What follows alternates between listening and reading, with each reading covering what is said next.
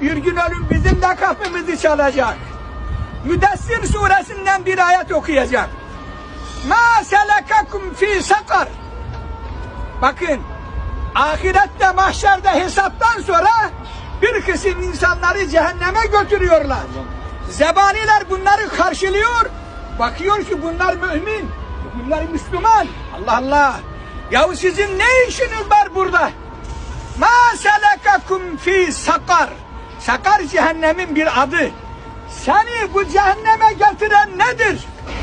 Alu lem nekü minel musallin.